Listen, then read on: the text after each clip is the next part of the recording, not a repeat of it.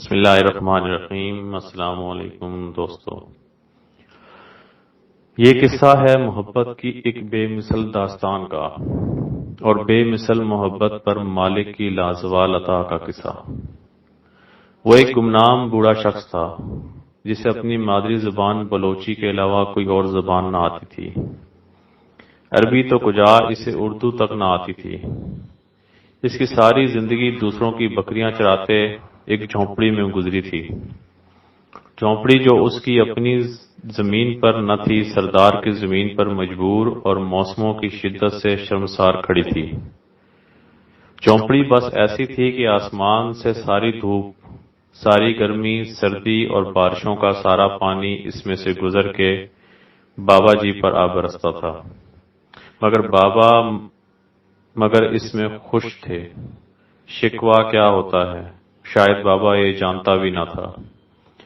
جتنا میسر تھا اس سے زیادہ کی اسے پرواہ بھی نہ تھی، نہ اس بات کی پرواہ کہ اس کے پاس پکا چھوڑ موسموں سے بچانے والا کوئی کچا کوٹھا تک نہ تھا، نہ اس کا ملال کہ اس کے پاس زیست کرنے کو معمولی سا سامان بھی نہ تھا، نہ اس کی فکر کہ اس کا روزگار بس اجرت پر دوسروں کی بکریاں چرانا تھا۔ اس کے سوا کچھ نہ تھا۔ عجیب شخص تھا کہ وہ بکریاں چرانے کی انبیاء کی سنت پر ہی عمل پیرا تھا۔ اس کے دل میں ایک اور سنت بھی چپکے چپکے پل رہی تھی اور بڑھ رہی تھی۔ وہ آرزو تھی سونے کا گھر دیکھنے کی آرزو، زیارت بیت اللہ کی سعادت پا لینے کی، انبیاء کی سنت، نبی کی بستی سے آنکھیں ٹھنڈی کر لینے کی سعادت کی آرزو۔ زیادہ راہ اس کے پاس کیا ہوتا ہے کہ جس کے پاس زیادہ زندگی ہی نہ تھا، مگر تمنا تھی اور بڑی منہ زور تمنا تھی۔ وہ بکریاں چراتا رہا، اجرت پر چرائی بکریوں سے اپنے حصے کے بچے وصولتا رہا۔ جو ہی کوئی ایک اور بچہ اس کے حصے میں آتا، اسے لگتا سونے کا گھر اس کے نصیب کے کچھ اور قریب آ لگا ہے۔ وہ ہر ایسے اجرت میں آئے بچے کے ساتھ سونے کا گھر دیکھنے کی اپنی خواہش بھی پالتا رہا۔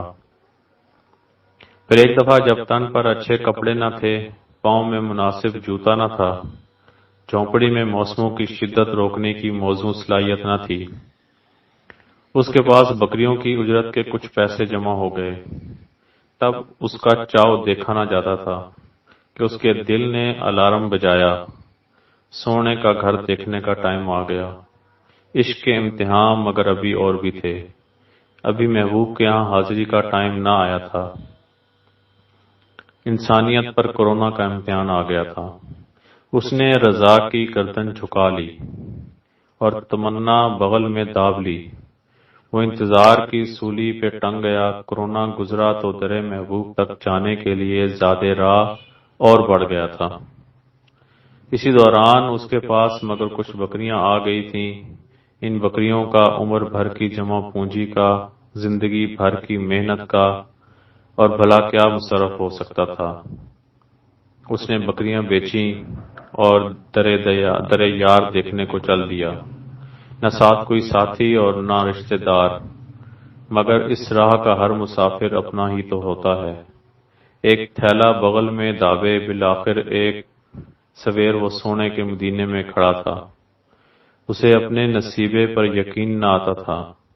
وہ ڈھلکے کندھوں کے ساتھ بہت آرام سے حرکت کرتا تھا کہ یہ مدینہ تھا جہاں باز یزید بھی سانس گم کر بیٹھے۔ وہ مدینہ، بلوچستان کی ایک جھونپڑی کا باشندہ مدینے کی شان دیکھ کر دنگ رہ گیا۔ آہ، کہاں فقیر عجم اور کہاں سلطان عرب! اسی حیرت میں گم وہ اپنی کل متاع، اپنا جوتے اور جوڑے والا تھیلا بھی گم کر بیٹھا۔ عین یہی وہ لمحہ تھا جب وہ کلک ہو گیا، جب وہ اپنے تن کے آخری چیتڑے بھی سونے کے در پہ گم کر بیٹھا تھا۔ تو عین یہی وہ لمحہ تھا جب عرش والے کا اس سادہ مزاج محبت کی معراج پر التفات اور قبول عام برس اٹھا تھا۔ عین اسی لمحے آسمانی میڈیا حرکت میں آیا اور صحابہ کے حلیے والا بزرگ کے نام سے وہ عرب و عجم کے میڈیا پر وائرل ہو گیا۔ گویا جبرائیل کے ذریعے عرش سے اس بندے کے قبول عام اور محبوب عوام و خاص ہونے کا اعلان ہو گیا۔ اب خود اسے معلوم نہ تھا کہ وہ جو اپنے تئیں گم ہوا پھرتا ہے اس سے زیادہ مدینہ اور اہل مدینہ کی دنیا میں مشہور کوئی نہیں۔ سبھی جانتے ہیں کوئی 30 لاکھ کے قریب اس بار زائرین ارض مقدس میں تھے، ان میں کروڑ پتی بھی ہوں گے اور ارب پتی بھی۔ وہاں 3 دفعہ کا وزیر اعظم بھی تھا اور جانے کون کون رستم زماں محدث زماں وہاں موجود تھا۔ جو بھی تھا گمنام ہی تھا، یہاں کا مشہور شخص اور زبان زد عام شخص، مگر آج کے دن ایک ہی تھا، اور وہ تھا وہ بابا جو 15 سال سے لوگوں کی بکریوں کے ساتھ اپنی ایک تمنا پال کے یہاں آ کے گم ہو گیا تھا۔ وہ بکری پالتا تھا تو یقیناً اس کا مالک بھی تو بڑا لجپال تھا۔ اس نے اسے فرش سے اٹھایا اور عرب و عجم میں نامور کر دیا، تاجروں اور تاجوروں سے زیادہ تاجور کر دیا۔ اب عرب و عجم سے اس بابے کو پکارا جا رہا ہے۔ میڈیا اور عرب کے مخیر حضرات حج پہ بلانے کو اس کے پیچھے پڑے ہیں۔ ہم تم کی خدا نے ڈیوٹی لگا دی کہ اس کی کہانیاں کہیں اور سنیں اور سنائیں، سارے پڑھے لکھے ایک ان پڑھ کی کہانی سنیں اور سنائیں۔